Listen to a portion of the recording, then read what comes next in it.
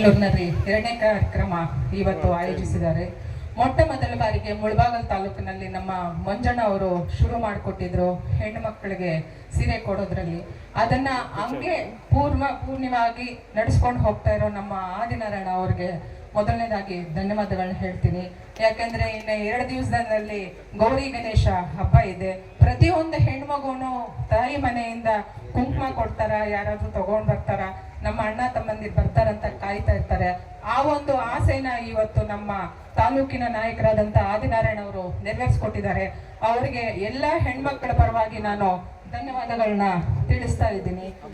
ಮತ್ತೆ ನಮ್ಮ ನಾಯಕರಾದಂತ ಕೊತ್ತೂರು ಮಂಜಣ್ಣ ಅವರು ಹೀಗೆ ನಡ್ಕೊಂಡು ಹೋಗ್ಬೇಕು, ನಮ್ಮ ಮುಳಬಾಗಲ್ ತಾಲೂಕಿನ ನಮ್ಮ ಕಾಂಗ್ರೆಸ್ ಕುಟುಂಬನ ಅಚ್ಚುಕಟ್ಟಾಗಿ ನಡ್ಸ್ಕೊಂಡು ಹೋಗ್ಬೇಕು ಅಂತ ಯಾವ ರೀತಿ ಆದಿನಾರಾಯಣ ಅವರಿಗೆ ಸೂಚನೆ ನೀಡಿದ್ರು ಅದೇ ರೀತಿ ಅವರು ನಡ್ಸ್ಕೊಂಡು ಹೋಗ್ತಾ ಇದ್ದಾರೆ. ಅದೇ ಲೆಕ್ಕದಲ್ಲಿ ನಮ್ಮ ತಾಲೂಕಿನ ಎಲ್ಲಾ ನಾಯಕರು, ನಮ್ಮ ಕಾಂಗ್ರೆಸ್ ಕುಟುಂಬದ ಎಲ್ಲಾ ಗಣ್ಯರು ಅವರಿಗೆ ಕೈ ಜೋಡಿಸ್ತಾ ಅವ್ರ ಜೊತೆಯಲ್ಲಿ ಈ ಕೆಲಸ ಕಾರ್ಯಕ್ರಮಗಳಲ್ಲಿ ಅವರಿಗೆ ಸಾಥ್ ನೀಡಿರೋದಕ್ಕೆ ಎಲ್ರಿಗೂ ಧನ್ಯವಾದಗಳನ್ನ ಹೇಳ್ತಾ ಇದ್ದೀನಿ.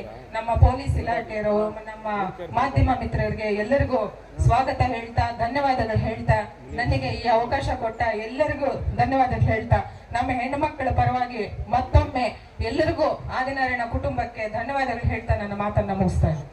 ಧನ್ಯವಾದಗಳು.